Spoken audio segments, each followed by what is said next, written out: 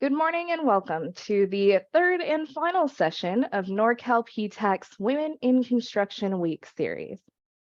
This session is a fantastic Women in Construction panel discussion.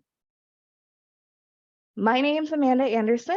I'm the program coordinator for Norcal PTAC, and today I'm joined by Ed Duarte. He is our construction and public work specialist, and I'm also joined by 5 amazing women business owners. And they will be speaking for the majority of the session because they are a wealth of knowledge. But before we get into the main presentation, I do want to let you all know a little bit about us, Norcal PTAC. We are a Procurement Technical Assistance Center that is a part of a network of over 96 centers nationwide. Norcal PTAC services Northern California, and you can see the specific counties that we are able to assist businesses in this green area on the slides. And we assist businesses through many different avenues, such as one-on-one counseling. We offer a free bid match service, sending solicitations and opportunities directly to your inbox, as well as free trainings such as this one you're currently attending. Now, if you're unable to sign up with Norcal PTAC because you're out of our service area, again, we are a nationwide network, and you can find your local PTAC office at aptac-us.org. And you'll be able to get connected with the same great services in your area. And I do have a few notes. The PTAC program at a federal level is going through a big transition, and we are being rebranded as Apex Accelerators. Now, our services will not change. We will still be absolutely free government contracting assistance. We'll just be under a new name. So as long as you see PTAC or Apex Accelerators, you're in the right service. And on another note, for Norcal PTAC, we have recently launched a newly redesigned website that holds a ton of amazing resources for government contracting that you can access whether you're in our service area or not. So if you've been on our website, it may be looking a little bit different, but as long as it has that Norcal PTAC logo and that big red Apply Now button, you're in the right place. And now I'd like to take a quick moment to thank the sponsors of this series. And we partnered with a ton of California and nationally based resource partners that you can get connected with to get business help, such as A New America with the Women Business Centers in Oakland. Darlene Neal is a fantastic partner with us and is always looking to help small businesses, as well as the National Association for Women Business Owners. They're a fantastic resource and absolutely free services for you. You can also connect with Merriwether and Williams. They're a private insurance company who often helps with government contracting programs and administration. You can connect with them in the LA area, Fresno, Oakland, San Francisco, and Alameda County. And you can also connect with NAWIC, the National Association of Women in Construction. They have a fantastic San Francisco Bay Area chapter that we absolutely adore partnering with. And you can also connect with the Women's Business Enterprise Council, another resource partner that we absolutely adore. And the best part about all of these sponsors, they have the same goal as Norcal PTAC. It's to help you be successful as a business. So with that, I will go ahead and pass it over to Ed Duarte. Thank you, Amanda. Good morning, everybody. I'm pleased to be the moderator for today's panel discussion. We have a group of 5 successful women contractors who are going to share their insight and perspective on what it takes to be a woman-owned construction contractor in today's market. We're going to discuss several issues that deal with the problems that women typically encounter when breaking into a male-oriented industry. But when you hear about these women and their companies, we hope you're going to get some insight as to what did they do to accomplish their goals and become these successful business owners. There will be definitely time for Q&A to address the panelists. And so I strongly encourage all of you attending to be prepared to participate in that. I'd like to start by asking each one of them to introduce herself and to tell us a little bit about her company and what it's like to own and run a construction company. So we'll start with the first slide. Carrie. Good morning. Thank you for the opportunity to share my company's journey with you and the lessons learned. My name is Carrie Schmidt-Pointer. I'm a graduate from Chico State with a business finance degree. I'm the president and CEO of BC Schmidt Construction. I'm a woman-owned, HUBZone, and graduated 8A small business. I hold numerous construction licenses, including general construction, B, general engineering, A, concrete, C8, demolition C21, modular construction C47, and my electrical C10 is pending. I've been in the construction industry for over 27 years and have owned my own business for 25 of those years. I'm a member of the Society of Military Engineers, SAMI, Association of General Contractors, the AGC, and active in the Women Construction Owners and Executives, the WCOE. Thank you, Gary. The next, Misha.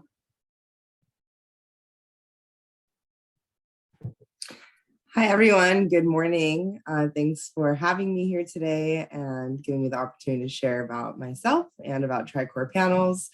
A little bit about me. I am currently CEO and president of Tricor Panels, second generation. We're an architectural company that specializes in the fabrication and installation of architectural panel systems throughout the Bay Area. I've been in the industry for a little over 9 years now. I graduated from San Francisco State with a bachelor's in communication and media studies.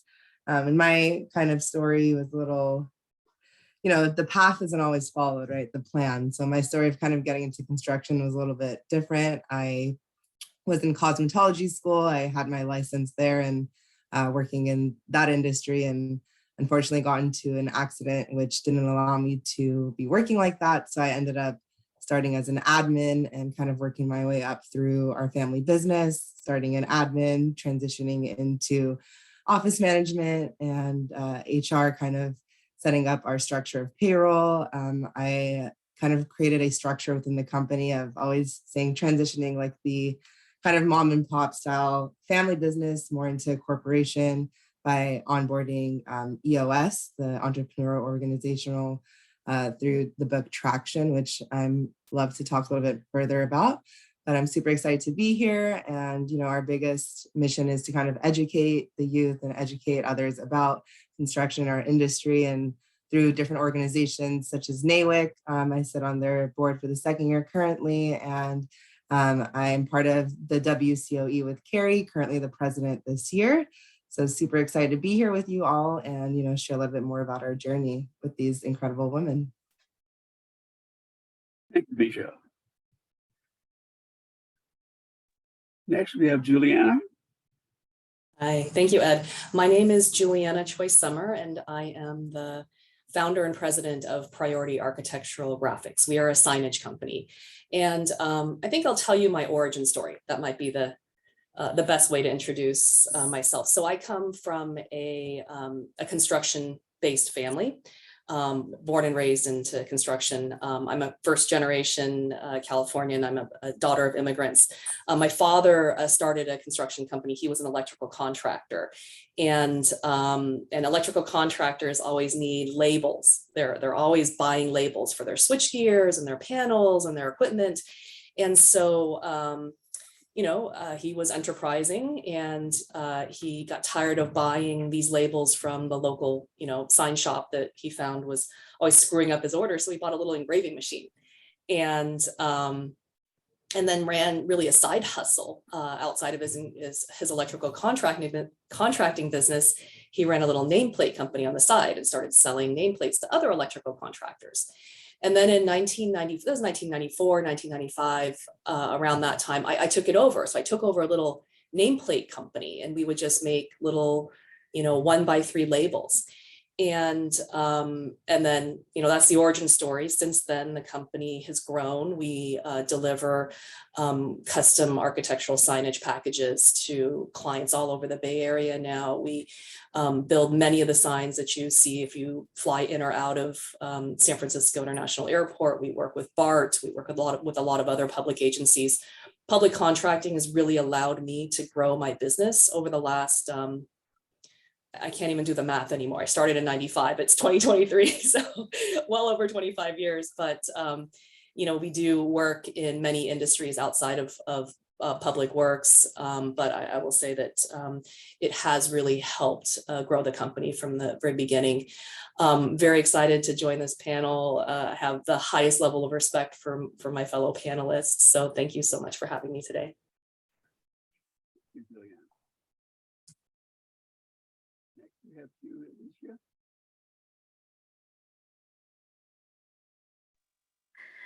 Good morning. For me, Ed. Good morning. Thank you, guys. I'm excited to join these amazing women on this panel. A little bit about me. My name is Q Alicia. I'm the founder of Q&A Consulting, LLC. And we are an environmental consulting firm specializing in environmental investigations. So what that means is basically hazardous material testing, air quality, sustainability, compliance plans, in that realm of environmental. And my story is not traditional. I came from being another entrepreneur. I had a day spa. I still have a day spa. And I took that science is what connected me to environmental. So being invited to work on a fire project kind of grew my passion for learning more about just the environment and what we can do, how we can actually I guess, I'm sorry, I lost my words, but how we can kind of, I guess, bring the science and to make it more sustainable, to help with our emissions, because I was learning a little bit about that in my spa, which is a medical spa, which dealt with more of the medical science part. So how I got into the industry is by working on a fire. We were doing exposure monitoring, which is not to get technical, but it's about just making sure that we're containing the contaminants when they're cleaning up a site. And I guess as far as starting the company, I'm still learning my way. I've been in business now for 3 going on 4 years. And we are a certified business. We're WeBank certified. We are small business. We're a local business out of San Francisco. I've joined a lot of different associations, and that's helped me navigate through this, I guess, small business world. Thank you. And last but certainly not least, we have Sean. Hello, everyone. Good morning. And I cannot tell you how excited I am to be on a panel with these great women. It's nice to see the levels, the kind of intermittent stage, the beginning stage, and where I would say sort of in the middle. So again, my name is Sean Gabbana. I am the president of All Bay Area Glass, minority women-owned company, but we are also a second generation. We do mostly projects, public works projects. Our customers are City of Oakland. Our general contractors that we work with are, you can name them, Swinnerton, Shimmick, Hensel Phelps. We've been in the business for quite a long time. First generation started, I would say, almost nearly 37 years ago, and I ended up joining the company in 2004. This too is also a second career. As a matter of fact, I met Ed Duarte at his dental office. That's where I started. I was a registered dental assistant. And so I definitely know how to smile and play it off. But my parents had this company, and it was a small mom and pop company back then. My dad wore so many hats. I mean, he was the accountant.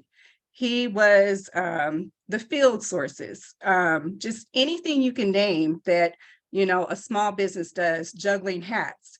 And I said, you know what, I need to help my parents. My dad is just dog tired at the end of the night. I can help him just get organized with his books. And then I kind of just jumped into it. So it was nothing that I ever planned. I thought it was just, I don't want to say dirty work, but when you think of construction, you don't think of women aligning themselves with the construction company. But I soon found out that, wow, I could really do some clean things here. And that's how I jumped into it. And I can just say that it has definitely not only provided for us, like with first generation, but second generation, it has provided for, you know, my children and my grandchildren. And that's how I got started. But thank you again. I'm really excited, and I'm looking forward to the questions. Thank you, Sean. I'm going to keep my comments to a minimum because the folks attending today don't want to hear from me. They want to hear from you ladies. So as we were talking offline here about 9:30, we were discussing some of the issues that you have faced and that any small business faces, in particular in California. And when you hear that term government contracting, well, it automatically means public works contract. And public works contracting in California is very highly regulated. And it's something that our attendees who want to enter this arena, they need to be aware of. So that's why we've asked for your participation and your insight and your thoughts and comments. So I'll kick it off by saying it's a male-oriented business. I'll be the first to admit it. I'm second generation. My son is third generation in our family business. But I haven't known that many women-owned construction company owners over the first 30, 40 years of my career. But in the last 15 years, things have changed dramatically.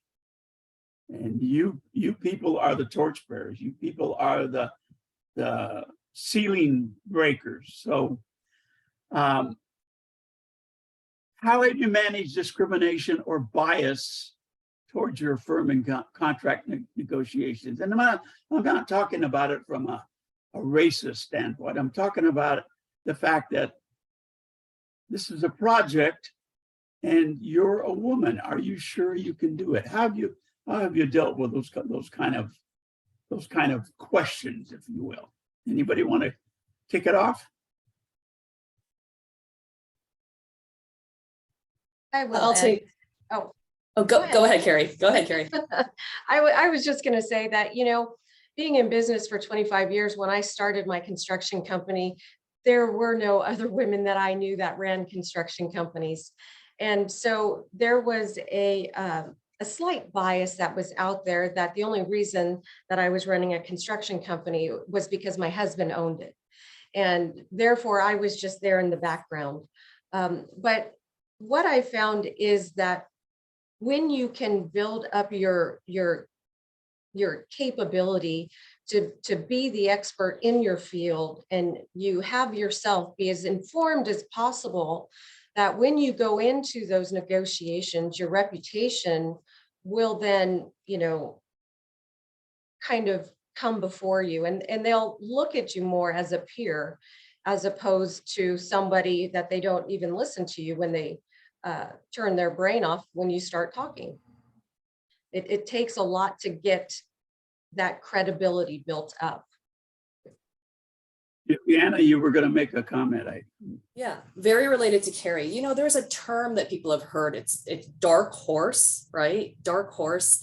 And that term comes from the racing world, right? It's a term about horses that gamblers couldn't really pin down. They didn't really know the horse. So it was difficult to establish betting odds for dark horses. And women, I feel like, are often the dark horse in the room, right? Because they don't really, a lot of people, I don't know if I can bet on her. I don't really know what she can do. I don't know her skills. So then, you know, what happens is, you know, we end up getting dismissed or kind of put aside, right? Being the dark horse.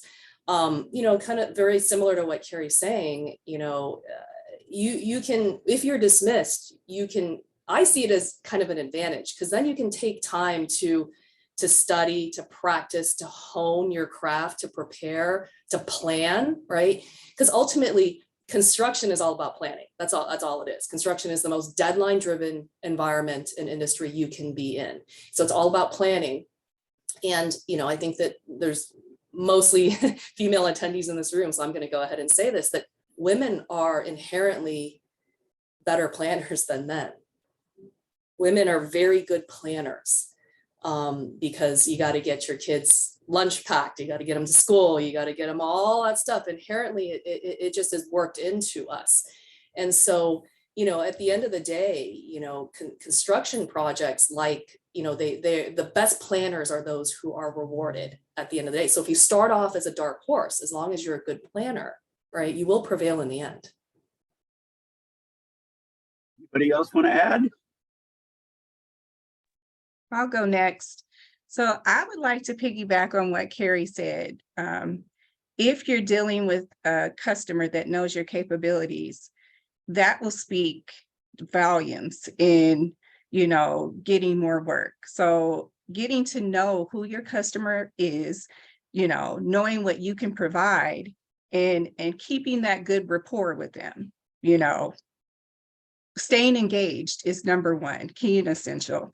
As far as what Juliana said, I totally agree with her. Women are better planners, and we are so good at multitasking. I mean, motherhood, being a wife, and, you know, like she said, honing that in and being able to manage it, that just makes us so valuable. And that definitely carries my company. I think that we work so well under pressure. I've seen, and I'm not trying to be, you know, bash men, but I've seen them fall apart. I mean, could they come in and, you know, make the lunches and take the temperatures and still at the same time, hold on, let me grab this call, because my position here, I mean, my title on this panel is president, but my first job is being a mother and project management. And if the copier breaks down, I'm fixing the copier, and I may have to go unplug the toilet. So there's a lot of things that I have to juggle. And I think we do it best. Sorry. And I'll chime in too, with myself being a younger firm. I feel like the more knowledge that you know. So when you're coming through the door and they're like, you know, okay, she's coming in, she's doing our environmental inspections. Okay, you know, maybe not taking us as serious, but then, you know, we break it down with the knowledge that we know, and we give them that game plan or that timeline or whatever it is that we're doing. Then you see it change, right? It goes from not taking me as serious to, okay, now we know she knows her business, she knows her stuff. And just to kind of piggyback a little bit of what Sean was saying too, is kind of knowing what makes you unique, right? Like, how is your company going to make, you know, their life easier in a sense, or what are you going to do, right? And owning that, right? So like, what are your uniques, right? For us, you know, we own all of our own equipment. So like a general contractor would love to hear that, right? So really showcasing like why your business is, you know, going to make it happen. You know, we're going to always deliver a project on time, you know, with high quality. So ensuring that they know, you know, who they're dealing with and what they're going to get, and staying true to that and delivering it, right? So I think building that relationship based on what you're executing and what kind of grounds you're, setting for yourself is really key to build that, ongoing relationship and rapport. Getting down to the ground level of the job site, being that all of you ladies are the boss, have you had to deal with any issues, either with even your own workforce or an adjacent workforce, if you're a subcontractor, on a particular site where you've heard about the women workers, the women crafts working, are they facing any kind of be it harassment or any kind of issues on the job site? Have you had to deal with that? And if you did, how did you deal with that? I'll jump in again, Ed. I think I come from the front office, start of the business and, running the business. And I think that most of the other women on the panel come from the front office side of things. From my experience, there's still a pretty big gap in the field of women compared to men. But I can't speak to it, directly because I come from the front office side of things. I will say that, I am seeing more, not a lot, but a few women that are coming into the business from the job site side of things. And I just want to say that, we need to, these are the true unicorns of business, women that come from the field and then decide to go into business for themselves. We need to support and nurture and do everything we can, because those are really rare women. I know there's a woman named Tana Harris with Harris Hoisting, and she comes from the field, right? She ran, out in the field, and now she's starting her own business. And there's very, very few from my experience that are like her, and we need to throw all our support behind them as much as we can. I think another thing, oh, go ahead, sorry. I'm sorry, go ahead. I was gonna say just another thing to kind of piggyback off of that is, for us, we're having a hard time, finding women in the field, right? So we're trying to create the space for women in the field and create internship programs and kind of educate, the youth that there are other opportunities even as a woman, and also training and teaching our own team members. There's a organization, Tools and Tiaras, and their slogan is "Be that guy," right? So you see women on the field and you don't see a porta potty directed just for women, speak up, right? Say something. You see, interaction on the field that is not okay, speak up. And we're training, and teaching our people that someone has to kind of be that change and be that driving force to say, hey, this is not okay, right? And kind of starts from just educating each other, right? And it is a male dominated world, and it's, subconsciously maybe, things happen, but kind of becoming aware of that, right? And calling each other out and, speaking up, I think is really, really key, to make this kind of change and impact. I know I had a. Sorry, I Ed, had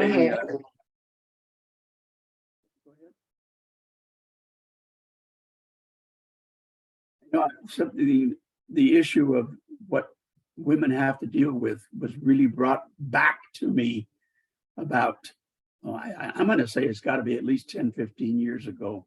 And that was, I was reading an interview that a reporter was talking to Amy Trask, who at that time was the president of the Oakland Raiders. And of course, highly qualified lady. Al Davis said she'd worked for him and he felt she was the best qualified to run the organization. She was an attorney. And she was telling the reporter, she says, well, at my first owners meeting, a couple of the other owners came up and said, could I please get them a cup of coffee? So, that speaks volumes, right? Have any of you had, we talked about dealing with the male contractors and subcontractors, where your reputation is going to precede you, and that's how you convince somebody that you're ready for the game and you can participate. along that line, when we talk about the business side, again, we mentioned this earlier before we went online, the issue of financing, the issue of cash flow. When applying for bonding or financing, was it an issue with you? I would be surprised if you said all of you went down to the bank and got your line of credit the very first time you asked for it. So how have you dealt with that?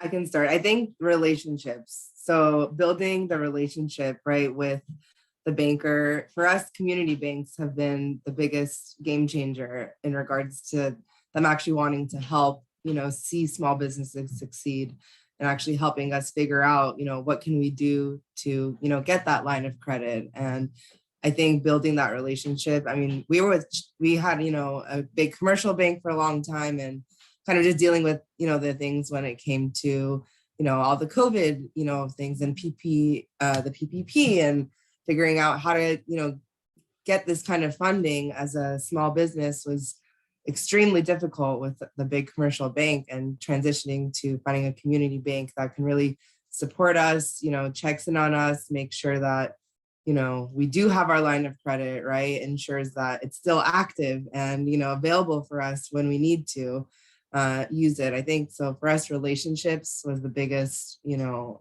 driving force, and showing up to the bank, making it known that, hey, this is something important to us, and kind of being, the driving force. I think that really helped us in the long run. And now, I feel so blessed that I can call my banker, and I know that, she's gonna provide me with everything I need, and vice versa, right? So she'll let me know if there's something I need to be aware of, or that's, crucial for our business.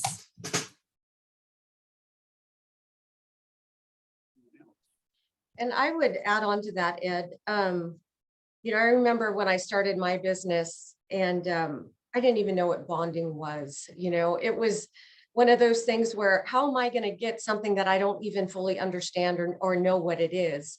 And it took a long time to be able to get bonding for my company. And that was probably one of the most difficult areas of starting your own business. If you don't come from wealth or have money setting aside somewhere, it's like getting a loan. They're not going to give it to you unless you can show that you don't need it, right?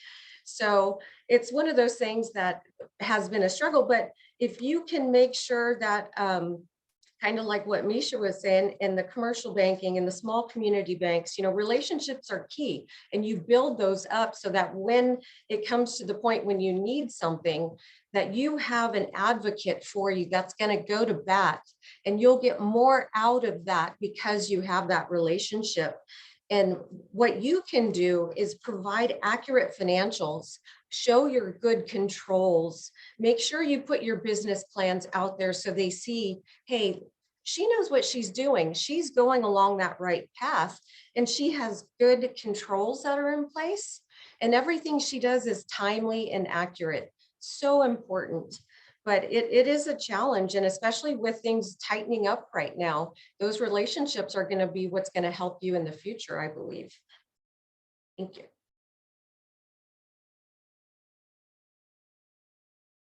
The issue of credit lines have come up quite a bit lately with my clients, and trying to assist the smaller contractors. And I've been encouraging them to, the credit building starts at the personal level. Their personal line of credit has got to be kept pristine as well, let alone the company line of credit. And I'll tell you what we did in our company. This advice came from a banker, because we had a very small line of credit, and I went to our yearly application to increase that line of credit because we were growing and we were getting bigger and bigger. And they said, well, I don't know, Ed, but you really shouldn't. Do you really need this? And I said, well, yeah, we're growing like it. He said, well, but you don't use the one you have. Because I came from a Latino background where you don't get in debt, you don't borrow, you pay your bills as quickly as you can, which is fine. The problem is when it came to those six-figure purchases or financing issues, a banker's line of credit would have really helped matters. And then they come to find out, they're telling me, well, you don't use the one you have. So the bottom line is use your line of credit. And this banker told me on December 1st, if you don't need to, borrow it, put it in the savings account, and in January 15th, pay it back. So that's a word of advice a banker gave me.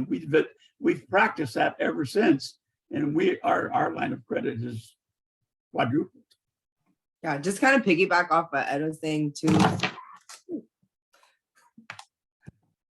Right. I don't know if you guys can still see me. Okay. What I was trying to say is that if you don't use the line of credit, a lot of these banks are actually going in and closing the lines of credit. So that's something that was discussed recently in one of the meetings I was at, that it's so key to use them because, every so often banks will go in and see, if they're not being utilized, they'll actually close the line of credit. And also to add, you want to get it when you don't need it. Because if you need it, you may not get it. So you want to get it when you have that opportunity to just get it. We hear every day about the shortage of skilled workers in our industry. And if you listen to AGC and ABC, American Subcontractors Association, and businesses in general, the for hire signs or help wanted signs are everywhere for every type of business.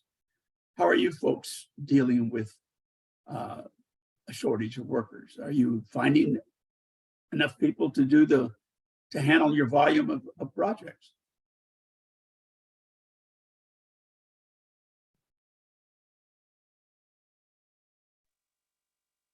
For I guess me, I can jump in there. As far as like glazers, I am finding we are a union employer, and I'm finding that the larger companies are, slowing down.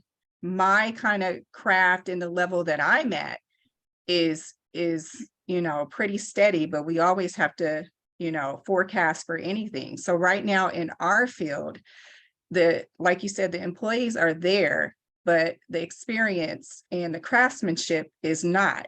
So what we are trying to do is our best in retaining what we have and getting the fresh new apprentices in so that we can mold them.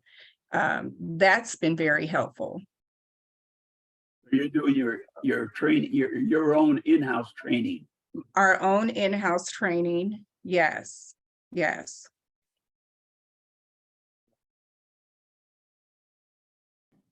How about supply chain issues?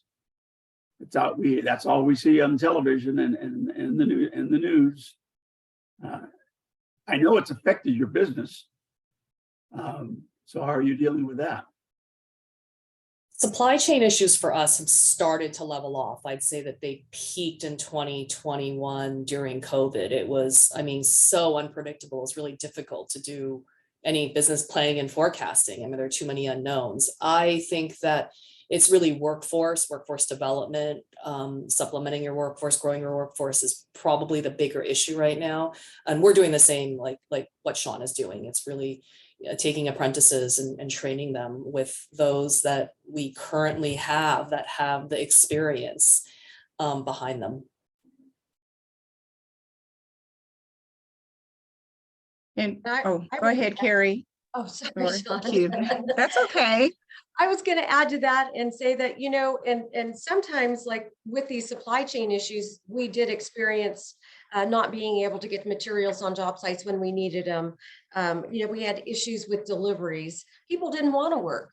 We couldn't get drivers to deliver these materials. It was so difficult. We had to go out and buy our own flatbeds to go and pick up our materials to get them to our job sites because, at the end of the day, we're trying to do the best we can for our customers. And it seems like it's been one thing after another getting thrown at you, and you have to kind of get creative on how you're going to address it.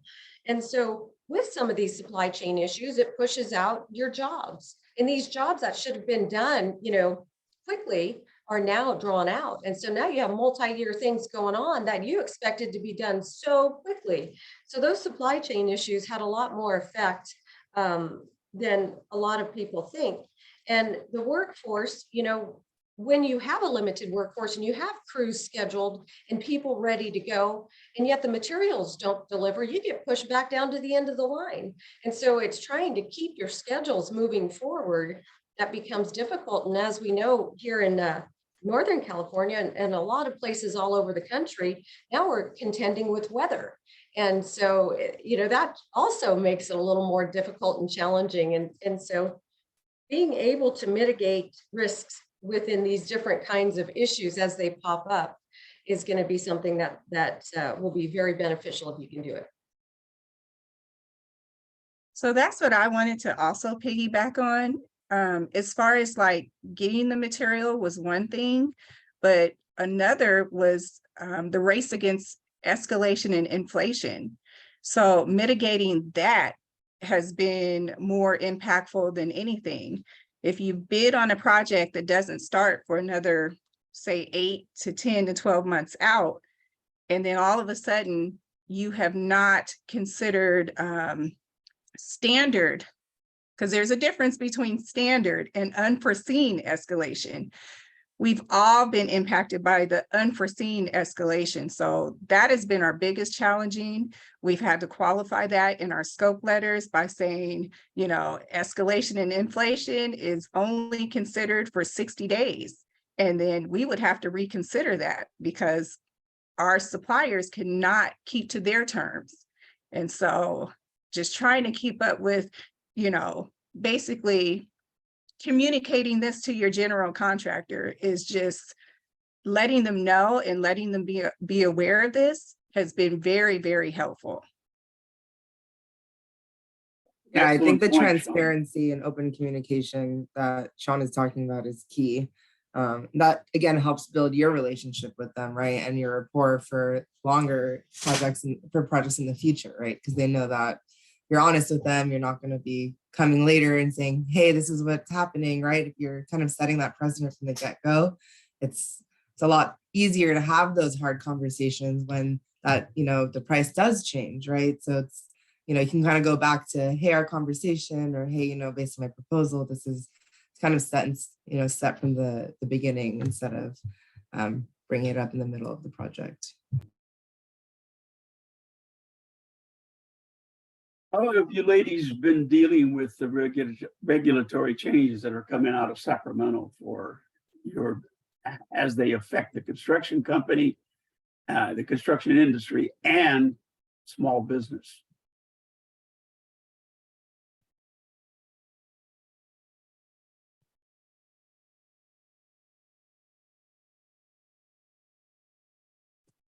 It's incredibly tough. I mean, it's a completely different world than it was a few decades ago. I mean, the regulations do not strip away. They only get added to every single year. And, there are many layers of compliancy when you're working in public works, but even just outside of that, I mean, even just new healthcare regulations, right? I mean, just being able to ensure that you comply with the ACA added a whole list of things that are just incredibly frightening. Before we started this panel, we talked about the challenge of info dump, right? We are in a digital world right now, so we can dump information to each other very readily and very quickly, right? So when we log on to Building Connected, which I'm sure we all do, and we download drawings, there could be 10 gigabytes of drawings that we download in just a minute or so. And, in addition to being to have all this compliance that we need to take care of, a lot of the compliance is buried into those drawings. So it is very, very frightening, because when you download the drawings, you don't know what's buried in there. You don't know what compliance you may be signing yourself up for, but really not knowing. It's really a challenge as a business owner, because you may not know what you may not know, but you are still liable for it. I guess, the way that we deal with it is, I mean, we try our best to stay on top of it, right? We have very well-versed, well-equipped front office staff that tries to stay on top of it as best we can. But, you know, I'm not going to lie, Ed, it is very daunting. It is very scary. Because the layers and the levels of compliancy, which we are, you know, really being held to, is probably more than we even know, unfortunately. Doing your And due I like to diligence- add, oh, go ahead, sorry. I'm doing just your jumping due right in diligence here. is the answer, right? Yes, so that's what I'm hearing from Juliana, just to kind of simplify it. I'm hearing that a lot of this is time consuming. So how do you protect yourself?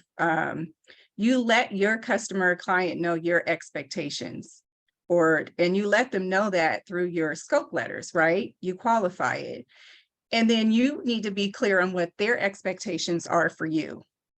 That's how you safeguard yourself. And you do have to look through everything. I mean, I've had a general contractor bury in a subcontract that we would be charged for using their freight elevator. And I was like, oh, wow, I've never seen this before. But those are things that are getting charged off. So another way to safeguard yourself, you know, you may have to hire a subcontract lawyer. And for small businesses, I know that that's very challenging, but to overlook something that could really, you know, put you out of business or put you in a more financial bind, you would have to outweigh those checks and balances, you know. So that's my 2 cents. I agree with you, Sean. Oh, sorry about that. No, go ahead. You know, and hiring the experts when you're not in a position to be the expert to make a decision means you just have to outsource it, and just be prepared when you don't have in-house that have a thorough understanding that can guide you on that. Be prepared to go to somebody that does. And sometimes it's through your free resources with the PTACs, with the SBA. You know, you don't necessarily have to go out and hire somebody. You can go to your organizations, you can go to your WCOE, you know, all of these other groups that have folks in that's what they do. And they can give you some guidance. And if it's something that's really, yeah, you might need to hire them, then you just have to be smart about making your choices to do it the right way.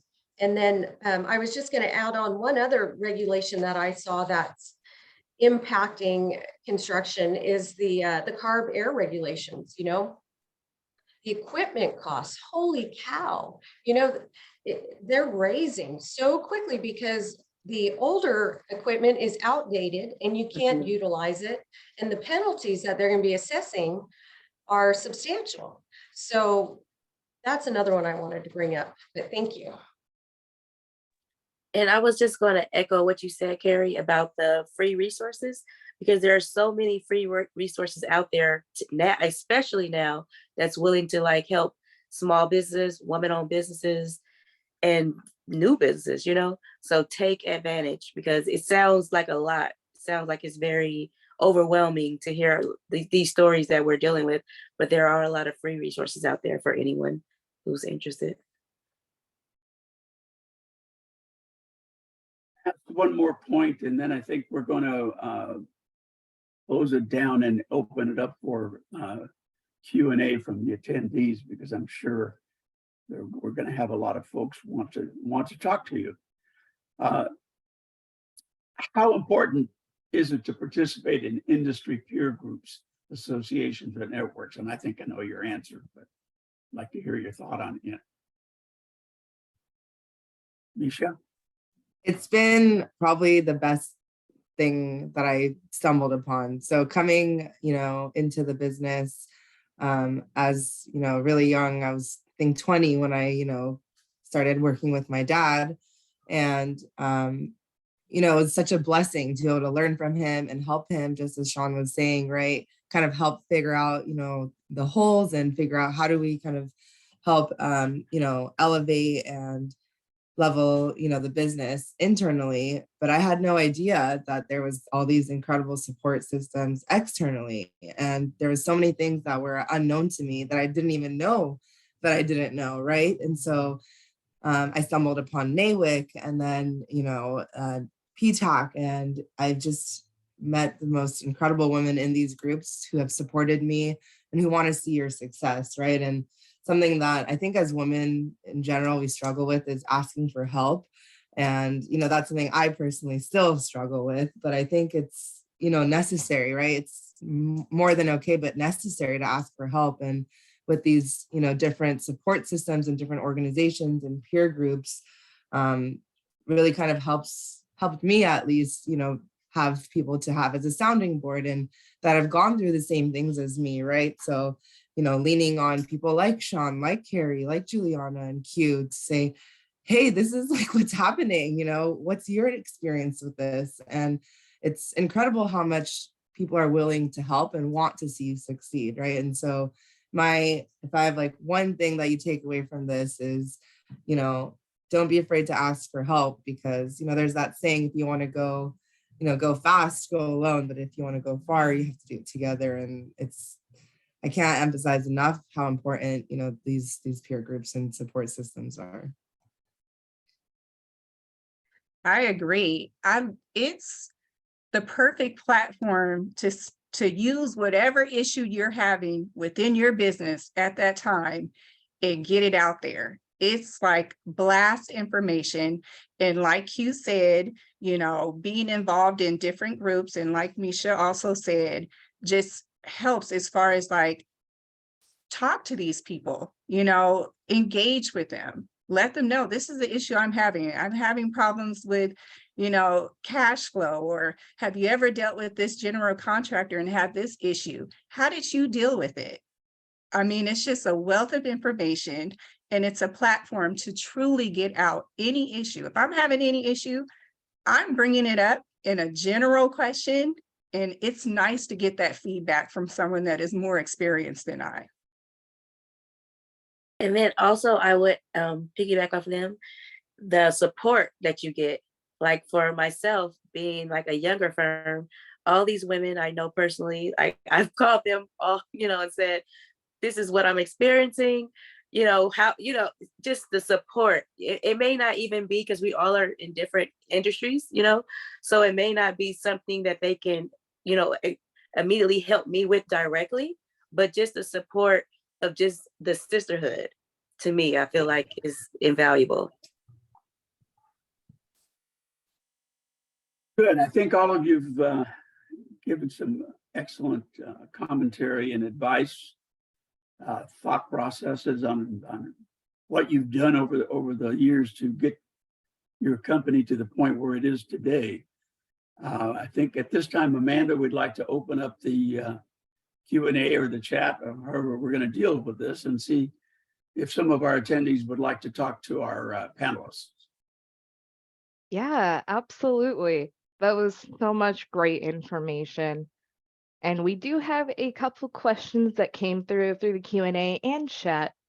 The first one we got is, we were asked if there's any avenue for grant funding in construction. Has anybody really looked into, or are there opportunities to get grants if you can't get loans?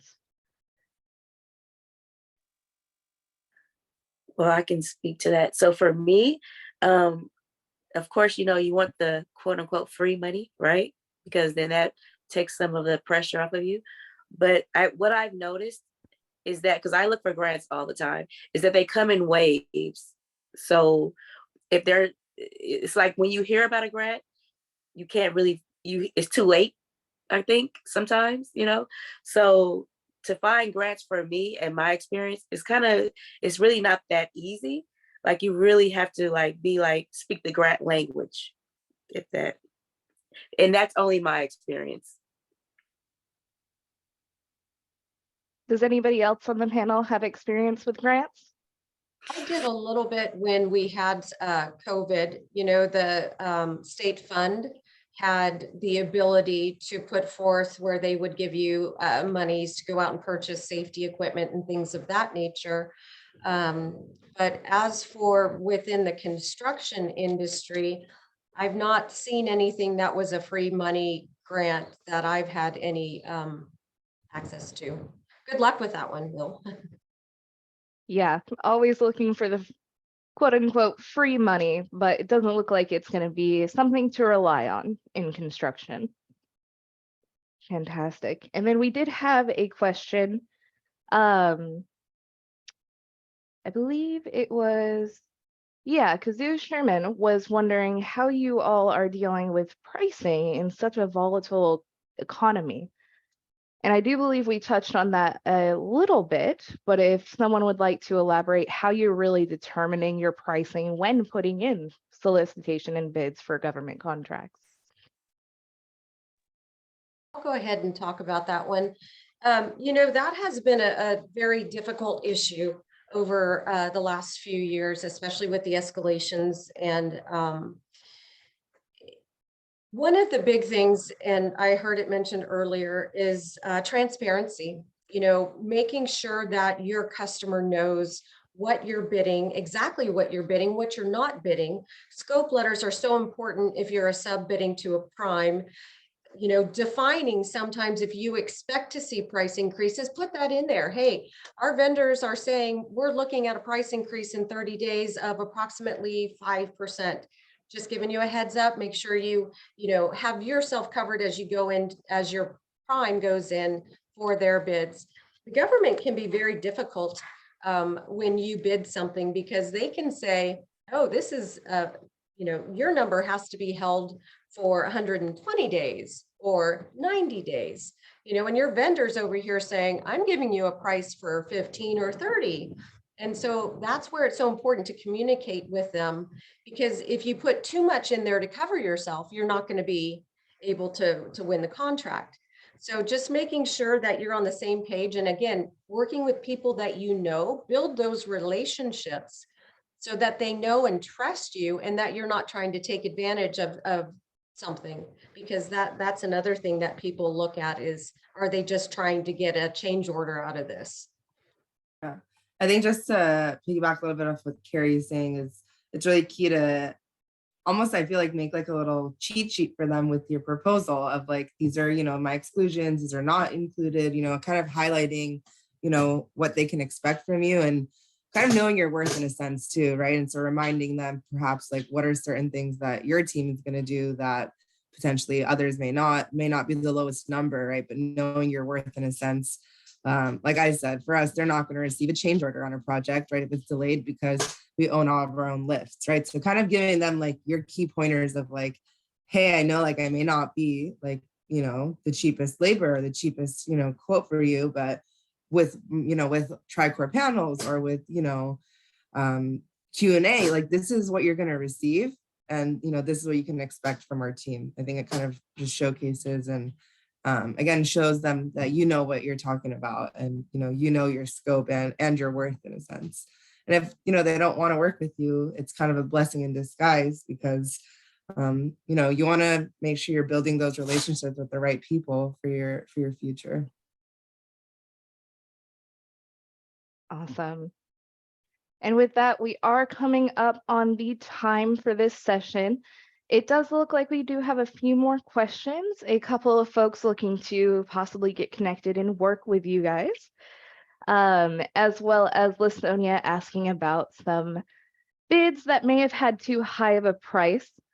Listonia, if it sounds like you're looking to get in contact with PTAC services, because we can absolutely help you with getting your debrief, helping you get those prices right where they should be.